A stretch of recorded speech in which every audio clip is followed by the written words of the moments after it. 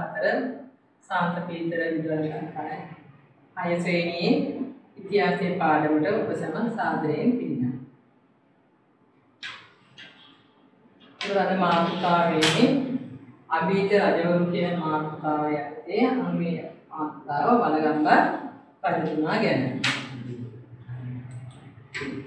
වලගම්බා රජතුමා කියන්නේ පොළොන්නරුවේ මේ පිළිකර ඉතිහාස පාඩමට අදාළව අභීත රජවරු කියන අතරින් කෙනෙක් තමයි මේ වලගම්බා රජතුමා.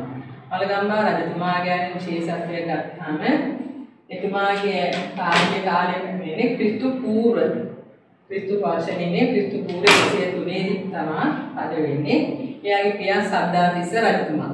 සද්ධාතිස්ස කියන්නේ දුර්ගම රජතුමාගේ සහෝදරයා. සද්ධාතිස්ස රජතුමාගේ පිටේ තමයි මේ වලගම්බා කියන්නේ. වලගම්බා රජතුමාට සහෝදරයන් දෙදෙනෙක් හිටියා. තුලත්තන, ලජ්ජතිස්ස, නාග කියලා සහෝදරයන් තුන්දෙනෙක්. ඒ තුන්දෙනාටින් නාග කියන සහෝදරයා හඳුනා කල්ලාට නාග කියලා. මේ කල්ලාට නාග තමයි වලගම්බා රජතුමා ඉස්ලා රජකම් කරගෙන හිටියේ. කල්ලාට නාග රජකම් කරගෙන ඉද්දී එයාට විරුද්ධව කැරල්ලක් ඇති කරලා වෙනත් කෙනෙක් අනේ සතන් කරලා ඒ රජකම උදුරා ගන්නවා. තමයි කල්ලාට නාග මහරජාණන් කියනවා. අමුත් වැඩික දවස් 4-5ක් විතර තමයි රජයක් පාලනය කරන්න පුළුවන් වුණා කියන්නේ බලගම්බා රජතුමා මෙන්න කියලා. එයා අයින් කරලා රජකමටපත් වෙනවා. ඒ රජකමටපත් වෙනවා ක්‍රිස්තු පූර්ව 103 දී සිදු වෙන්නේ. බලගම්බා රජතුමාගේ බිසව තමයි සෝමා දේවිය. ඒතර බලගම්බා රජතුමා මේ රාජ්‍ය කරන රාජ්‍යපාලනය ලබා ගත්තාම විශේෂ දෙයක් තමයි රට ව්‍යාකූල තත්ත්වය. ව්‍යාකූලතාවය කියන්නේ රජකම ලබා ගැනීම සඳහා රට තුළම ජනතාව අතරේ නිලධාරීන් අතරේ රජකම ලබා ගන්නට තරඟ කිරීමක්. හැමතිස්සෙම උත්සාහ කරනවා, කැරළි ඇති කරනවා. ඉතින් මේ ව්‍යාකූල තත්ත්වයක් යටතේ වලගම්බා රජතුමා රජ වෙලා ඉද්දී රට තුලිනුත් දෙහිව කැරළක් ඇති වෙනවා. රටින් බාහිර දකුණු ඉන්දියාවෙනුත් කැරළක් ඇති වෙනවා. මෙන්න මේ අවස්ථා දෙක වලගම්බා රජතුමාට රජකම් කළේදී අවස්ථා දෙකකට කැරළි ආක්‍රමණ දෙකකට මුහුණ දෙන්නට සිදු වුණා. ඒකයි කියන්නේ තම පාන කාලයකදී ආක්‍රමණ දෙකකට මුහුණ දීමට සිදු වේ. ඒතර රට තුලින්ම ආක්‍රමණය එල්ල වුණේ මේ තිස්ස කියලා බ්‍රාහ්මණය. සමහර පොත්වල තියෙන තීය කියලා බ්‍රාහ්මණය කියන්නේ එයාමයි බ්‍රාහ්මණයේ රජකම ලබා ගැනීම සඳහා කැරැල්ලක් ඇති කරනවා. ඒතර රටේ අවුල් සහගත තත්ත්වයක් තිබුණේ. ඒතර මේ අවුල් සහගත තත්ත්වය දැනනේ දකුණු ඉන්දියාවත් නිතරම බලනවා අපේ ලංකාව රාජ්‍ය ලබා ගැනීම සඳහා. ඒ අවස්ථාවේ ප්‍රයෝජනය ගන්න දුර්වල අවස්ථාවේදී දකුණු ඉන්දියාවෙන් ද්‍රවිඩයන් 7 දෙනෙක් ලංකාවට ආවගෙන ඇවිල්ලා වලගම්බා රජතුමාගේ රාජ්‍ය පැහැර ගැනීම සඳහා උත්සාහ කිරීම. ඒ ද්‍රවිඩයන් 7 දෙනා හඳුන්වනවා පුලාහත්ත, බාහිය, පණියමාර, පිළියමාර ඔය විදිහට කියලා. ඊට පස්සේ වලගම්බා රජතුමා කුමාරි තීය බ්‍රාහ්මණයා කැරළ මැද පවත්වලා රජකම් කරගෙන ඉඳි තමයි මේ දකුණු ඉන්දියාවෙන් ආක්‍රමණය එන්නේ. දකුණු ඉන්දියාවේ ආක්‍රමණයේදී මාලිගාවටලා රජතුමාව අල්ලගන්න ඇති. රජතුමා ඒ අවස්ථාව මුහුණ දෙන්නතෝ පලා යනවා. නමුත් මේ පලා යාම සිදු වෙන්නේ දුර්වලකමක් බයක් හින්දා නෙමෙයි. කාලිතරම කල්පනාකාරී වෙලා අවස්ථාවට අනුකූලව කටයුතු කරුවා. සූදානමක් නැතුව සතුටට ගියොත් තමන්ට මේ යන්න සිදු වෙනවා, රාජත්වය නැති වෙනවා. ආයතන අවුල් සහගත තත්ත්වයකටපත් වෙනවා. ඒක නිසා සූදානමක් නැති නිසා ඒකට මුහුණ දෙන්නේ නැතුව පලා යාමක් සිදු වෙනවා. ඒක කියන්නේ දුර්වලතාවයක් වෙන දකුණු ඉන්දියාවේ ද්‍රවිඩයන් 7 දෙනා ලංකාව ආක්‍රමණය කරන අවස්ථාවේ වලගම්බා රජතුමා මලය රටට පලා යාමක් වෙනවා. මලය රට කියන්නේ ලංකාවේ මධ්‍යම කඳුකර ප්‍රදේශයේ ඒ කාලේ වනගත ප්‍රදේශ සැගවිලා ඉන්නවා. දැන් මේ පලා යාමේ සිදුවෙන තවත් විශේෂ සිදුවීමක් වෙනවා.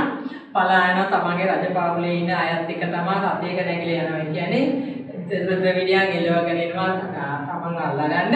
මේ අවස්ථාවේදී හිටපු තමගේ බිසව සෝමා දේවිය රටෙන් බැහැලා ඉදිරියට යනවා දකුණු ඉන්දියාවට මුහුණ දෙන්න.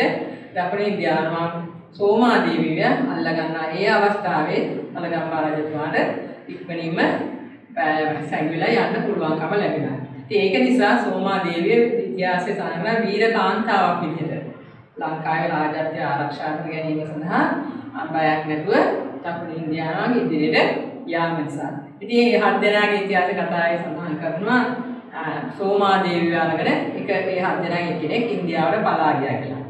අනිත් තව කෙනෙක් පාත්‍ර ධාතු කියන්නේ රජකම හිමි වෙන්න ගන්න තමයි මේ ධාතුන් වහන්සේලා හිමි කරගත්ත රාජත්ව ජනතාවේ ඒ පැත්තට නැඹුරුනා. පාත්‍ර ධාතුව හිමි කරගෙන ඒකත් අරගෙන එයාත් දකුණු ඉන්දියාවටම නැවත ගියා කියලා. තව 5 දෙනෙක් හිටියේ. ඒ 5 දෙනා ඊට පස්සේ වලගම්බා රජතුමා පලා ගියා. ඒ රජකම ඒ 5 දෙනා දකුණු ඉන්දියාවේ 5 දෙනා පිළිවෙලින් අධිකාර කෙරුවා. ඒ 5 දෙනා අතරත් ආරවුල ඇතිලා එක්කෙනා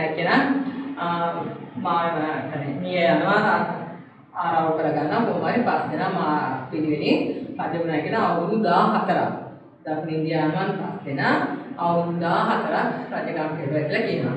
මේ අතර වලගම්බා රජතුමා මලේ රටට පලා ගිහිල්ලා නිකන් හිටියේ නැහැ. ඒ ප්‍රදේශයේදී සහසිගතව සේනා සංවිධානය කරගත්තා. ඒ අවශ්‍ය ආයුධ පල්ලා සූදානම් කරගෙන ජනතාව සේනාවල් සංවිධානය කරගෙන සත්නට සූදානම් වුණා. ඒ සත්නට සූදානම්දී ඒ සඳහා උදව් කළා ප්‍රධාන භික්ෂුන් වහන්සේ කෙනෙක්. ඒ භික්ෂුන් වහන්සේ සැඟවී සිටිමින් සංඝයා වහන්සේලාගේ සහායෙන් සේනා සංවිධානය කරගත්තා. ඒ භික්ෂුන් වහන්සේගේ නම තමයි උපික්කලතිස්ස භික්ෂුන් වහන්සේ කියලා කියන්නේ. ඒ ආධාරය සේනා සංවිධානය කරගෙන ඇවිල්ලා දාටිය කියන 5 දෙනා අවසානයේ කියන දාටිය එයාව පරාජය කරලා ක්‍රිස්තු පූර්ව 89 දී නැවත රජකම ලබා ගන්නවා. ඒත් දෙවරක් රජ වුණා කියලා කියන්නේ දෙවෙනි වර ක්‍රිස්තු පූර්ව 89 දී රජකම ලබා ගන්නවා. 89 ඉඳලා ක්‍රිස්තු පූර්ව 77 දක්වා රජකම් කරනවා. අවුරුදු 12ක් රට පාලනය කරනවා. ක්‍රිස්තු පූර්ව 89 ඉඳලා 77 දක්වා අවුරුදු 12ක් රට පාලනය කිරීම සිදු වෙනවා.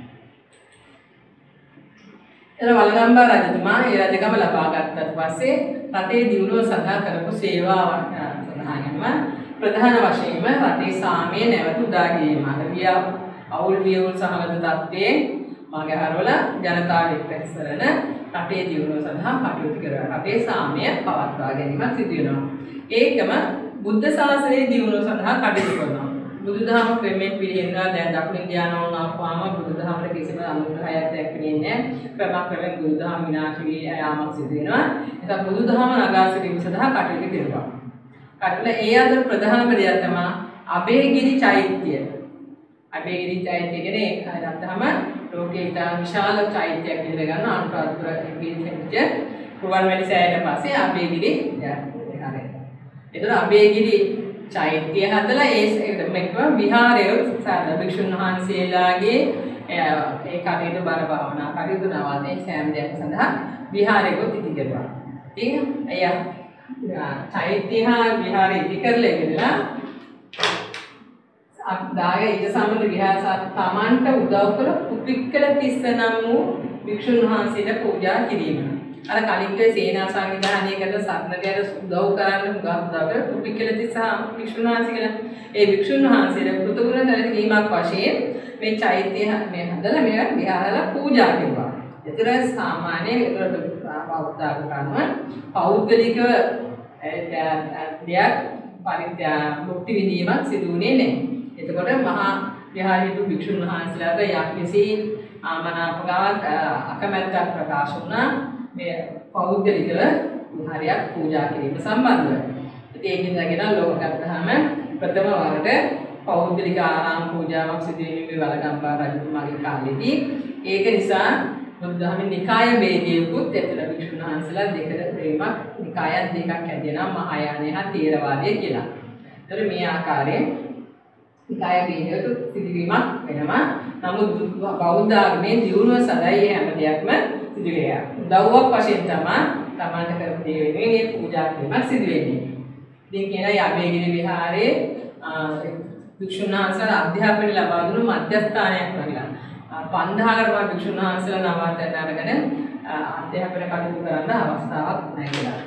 පසු කාලෙදී මේ අබේගිරි විහාරය අන්තර්ජාතික අධ්‍යාපන මධ්‍යස්ථානයක් බවට පාපුණා කියලා කියනවා. කියන්නේ පිටරටවල විදේශීය රටවල භික්ෂුන් වහන්සේලා ඇවිල්ලා මේ බුද්ධ සංස්කෘතිය අධ්‍යයනය කෙරුවයි කියන්නේ.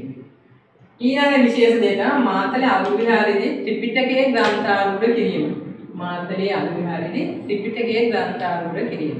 මේ ත්‍රිපිටකයේ ග්‍රන්ථාරූඪ කිරීම කියලා කියන්නේ බෞද්ධ ආගම සම්බන්ධව ඒ නීතිමය ඒ හැම දෙයක්ම ධාර්මික දේවල් ආවේ කටපාඩමින් තමයි ගෙනාවේ.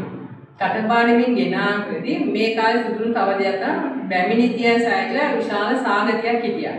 වර්ෂාව දීර්ඝ කාලයක් වර්ෂා නැති වෙලා දීර්ඝ කාලයක් ඇති වුණා. ඒතර ආහාර හදින් ඒක නා වගාව පාළු වෙලා කොවිතෙන් කටයුතු කරන්න ගලෝ ඒ වගේ විශාල සාගතයක් කියලා වාර දෙනෙක් මැරෙන්න පටන් ගත්තා. මැරුණා කියනවා.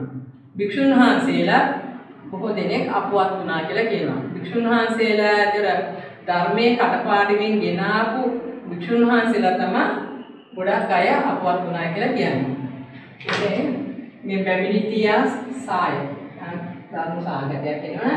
කටපාඩමින් ගෙනාපු භික්ෂුන් වහන්සේලා පිරිසක්ද අපවත් වුණා. ඒතර භික්ෂුන් වහන්සේලා මේකටම බුදු බෞද්ධ ධර්ම ඉදිරියට ගෙනියන්න අපහසුතාවයක් ඇති වෙනවා.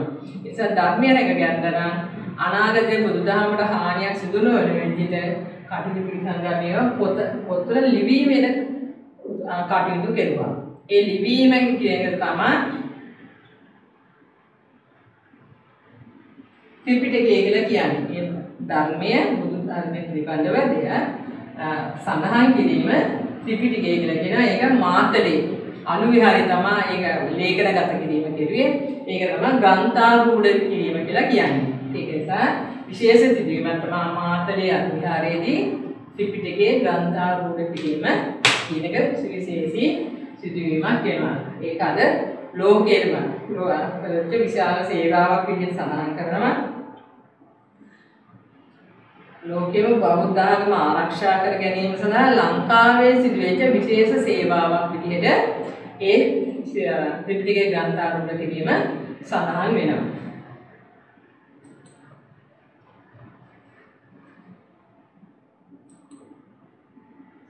තවත් ඒ කාලේ සිදුවෙච්ච විශේෂ සිදුවීම් තමයි භික්ෂුන් වහන්සේලා සඳහා පිරිවෙන් ඉදිකිරීම. අධ්‍යාපනය දියුණු කිරීමට පිරිවෙන් ඉදිකිරුවා භික්ෂුන් වහන්සේලාගේ අධ්‍යාපන කටයුතු සිදු කරනවා. ඒ කාල අධ්‍යාපනය ලබා දීම සිදුුනේ පිරිවෙන භික්ෂුන් වහන්සේලා. ඒ වගේම භික්ෂුන් වහන්සේලාට ගල් ගුහා පූජා කිරීම. මේ වලගම්බා රජතුමා සැඟවි මාලයදේශයේ සැඟවිලා ඉන්න කාලවල වල ගල් ගුහාවල් භාවිතා කරනවා කියලා කියනවා. භික්ෂුන් වහන්සේලා නවාතැන් ගැනීම සඳහා මේ භික්ෂුන් වහන්සේලා දේව පසුව පූජා කෙරුවා කියලා කියනවා. ඒ පූජා කිරීමයි කියන සම්බන්ධව සෙල් ලිපි වල සඳහන් වෙලා තියෙනවා. එතුමාගේ නම සඳහන් සෙල් ලිපි සහිත ගල් ගුහාවල් වල එතුමාගේ පිට රජ කියලා හඳුන්වලා තිබුණා කියලා කියනවා. පිට රජ කියන වචනය සඳහන් වෙලා තියෙනවා කියලා කියනවා. සමහර තැන්වල පිට මහරජ කියලා කියන්නේ ඒක පිට රජ පිට මහරජ. මහාවංශයේ සඳහන් වෙනවා ඒක පිතු රාජ කියලා. පිතු රාජ පිට රජ සෙල්ලික් වල පිට රජ කියලා මහාවංශයේ පිතු රාජ කියලා. ඒකට හේතුව කියලා කියනවා වලගම්බා රජතුමා එකින්ගේ සහෝදරයා කල්ලාරනාග රජතුමා මිය ගිය කාලේ යාගේ පුතාව බලා කියා ගත්තේ හදා වඩා ගත්තේ පියෙක් විදිහට මේ රජතුමා බලා කරපු හින්දා එයාව පිට රජ වශයෙන් අතගැන පියා වශයෙන් විදිහටම තමයි ඒ පුතා සහෝදරයාගේ පුතාව බලාගත් හින්දා අපේ වචනේ භාවිතා වුණායි කියලා එහෙම සඳහන් වෙලා තියෙනවා. පිට රජ පිතු රාජ කියලා හඳුන්වනවා. ඒ වගේම සෝමාදේවිය සිහි කිරීම පිණිස සෝමාරාමයේ නැමින් විහාරයක් ඉදි කරලා ඒකත් භික්ෂුන් වහන්සේලාට පූජා කෙරුවා කියලා කියනවා. එතකොට අපි ඊළඟට මේ අභේගිරි ස්තූපය අද ලෝක ප්‍රසිද්ධ ප්‍රධාන චෛත්‍යයක් විහාරයක් බවට පත් වෙලා තියෙනවා. ඒක මුල් කාලවල අභේගිරිය හැදුනට පස්සේ විදේශීය බලපෑම් කාලෙදී මේවා විනාශයටපත් වෙලා වල් පිහි වෙලා වනගත වෙන තත්ත්වයකටපත් වුණා. නමුත් පසුව වර්තමානයේ දැන් ඒ අභේගිරි චෛත්‍ය ප්‍රතිසංස්කරණය කරලා මේ විදිහට සඳහන් වෙනවා. කියන අභේගිරි චෛත්‍ය මුල් අවස්ථාවේදී උස තිබුණායි කියලා අඩි 350 තිබුණා විශ්කම්භය ගත්තාම මේ අතර හරි 355 ප්‍රමාණයක් විශාලත්වයක් තිබුණා. ඒක නමුත් ප්‍රතිසංස්කරණය කරලා ඒවා නැවත ප්‍රති වර්තමානයේ දැන් උස කියලා කියන්නේ හරි 245ක් උසක් තමයි තියෙනවා කියලා කියන්නේ. ටික අතර ජනතාවගේ වැළඳ පිළිවෙල සඳහා තියෙන අපේ අටමස්ථාන අතරින් එකක් විදිහට මේ අපේගිරි අදාළකට සඳහන් කරනවා. ඒ වගේම අපේගිරි විහාරය. ඉතින් මේ ආකාරයේ බලගම්බා රජතුමා කියන්නේ අපේ ලංකාවේ ආට සේවය කරපු අභීත රජ කෙනෙක් විදිහට කරනවා. බොහොම ඉවසිලිමත්ව කටයුතු කරපු රජ කෙනෙක් විදිහට සඳහන් කරනවා. ඒ වගේම දූරදර්ශීව අර වනගත කරලා ආපු අවස්ථාවේ කරට මුහුණ නොදී සැඟවිලා ගියේ පලාගියේ දූරදර්ශීව කටයුතු කරපු නිසා සත්තර ගියානම් එහෙම සමහර මේ යන්න තිබුණා. ඒතකොට රජකෙනේ නැති වෙනවා. ඉතින් මෙන්න මේ වගේ නිසා ඉවසිලිවන්තකම කාලයට අනුකූලව දුරදිග බලලා කටයුතු කිරීම නිසා ආදර්ශයට ගන්න පුළුවන් රජ කෙනෙක් විදිහට කියනවා. ඒ වගේම විනාශ වෙගෙන යන බුදුදහම නැවත නගා සිටීම සඳහා කටයුතු කරපු කෙනෙක් විදිහට අපි සඳහන් කරනවා. ඉතින් මේ ආකාරයෙන් බලගම්බා රජතුමා අපේ ලංකා ඉතිහාසයේ අපිට රජ කෙනෙක් විදිහට සඳහන් කරනවා. සාර්ථක